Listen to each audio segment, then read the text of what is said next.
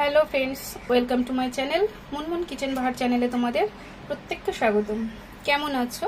আশা করি সবাই ভালো আছো।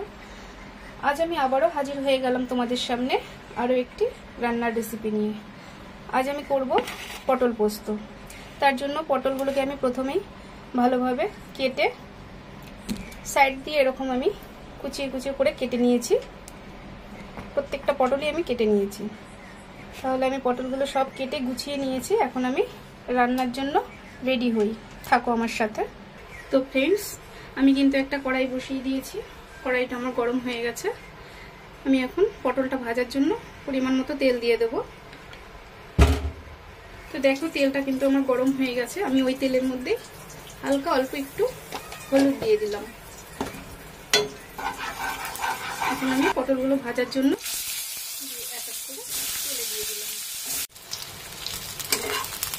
তো ফ্রেন্ডস, আমার কিন্তু পটলগুলো খুব সুন্দর করে লাল লাল করে ভাজা হয়ে গেছে।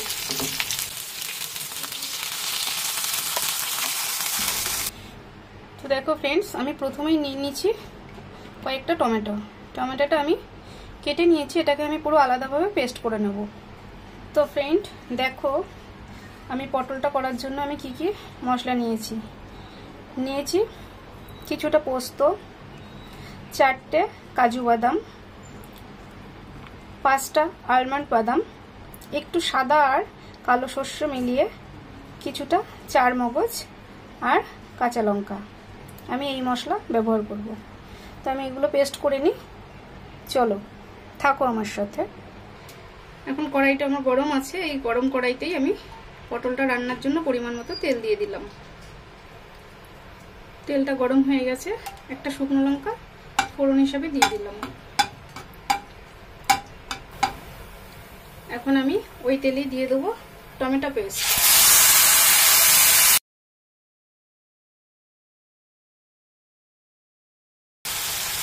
প্রথমে দিয়ে দিলাম স্বাদ মতো নুন,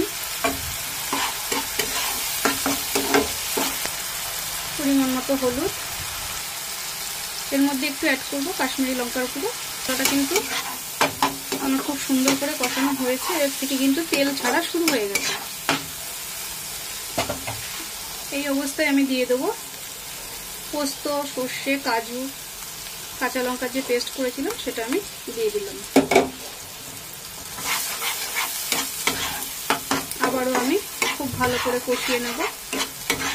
দেখো, আমার কিন্তু মশলাটা কষানো হয়ে গেছে। মশলা দিয়ে কিন্তু আমার তেল ছেড়ে দিয়েছে। এই অবস্থায় আমি দিয়ে দেবো একটু স্বাদ মতন চিনি। এখন আমি জল দিয়ে দেবো। আমি যে মশলা ধুয়ে রেখেছিলাম মিক্সিং জারে, সেই জলটাই আমি দিয়ে দিলাম।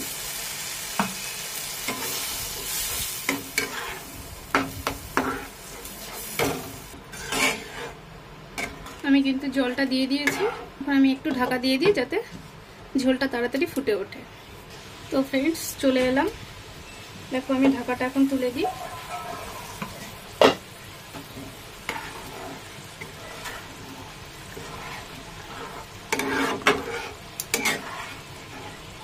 গ্রেভিটা কিন্তু আমার অনেকটা শুকিয়ে গেছে।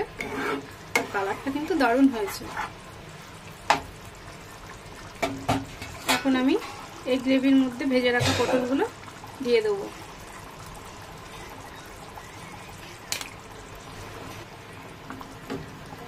আমি এতটা গ্রেভি তো রাখবো না, তাই আর একটু শুকিয়ে নেব। তার জন্য অপেক্ষা করি।